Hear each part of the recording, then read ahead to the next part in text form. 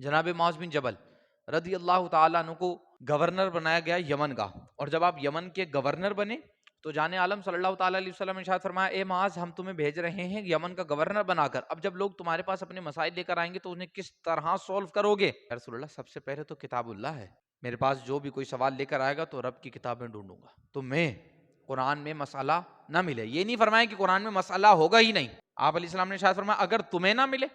ہر بندی کو وہ فقاہت وہ بصارت عطا نہیں ہوتی، یہ خاص بندوں کا مقسوم ہے۔ حضور علیہ السلام نے ارشاد فرمایا اگر وہ مسئلہ تمہیں قرآن میں نہ ملے یا رسول اللہ میں حدیث میں تلاش کروں گا، آپ کے فرامین میں ڈھونڈوں گا۔ پھر آپ نے ارشاد فرمایا اگر وہ تمہیں احادیث میں بھی نہ ملے، تمہیں نہ ملے، ایسا نہیں ہے کہ ہے نہیں، تمہیں نہ ملے، تمہاری نگاہ اس تک پہنچے نہیں، تمہاری بصیرت اسے حاصل نہ کر سکے، تمہارا نالج اتنا نہ ہو، یہ نہیں فرمایا کہ قرآن و حدیث میں مسئلہ نہیں ہے، فرمایا تمہاری ذہانت اور تمہاری فقاہت، تمہاری بصارت اگر اس نقطے تک نہ پہنچ سکے، اس مسئلے کو نہ نکال سکے قرآن و حدیث سے، پھر کیا کرو گے؟ قرآن و حدیث کو دیکھ کر اس کے مطابق مسئلہ اخذ کر لوں گا۔ پھر جان عالم صلی اللہ تعالیٰ علیہ وسلم نے آپ کے سینے مبارک پر ہاتھ مارا، فرمایا جاؤ معاذ اللہ تمہاری مدد فرمائے گا۔ تو جب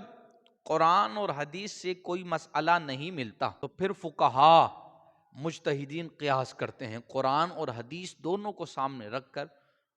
پھر عقل سے اس بات کو اخذ کر رہے ہوتے ہیں کہ حدیث اور قرآن دونوں سے یہ مسئلہ ظاہر ہو رہا ہے تو لہٰذا اس کو امت کے سامنے پیش کر دیا جائے۔ یہ جب ہوگا جب بندہ مجتہدانہ صلاحیت کا حامل ہو،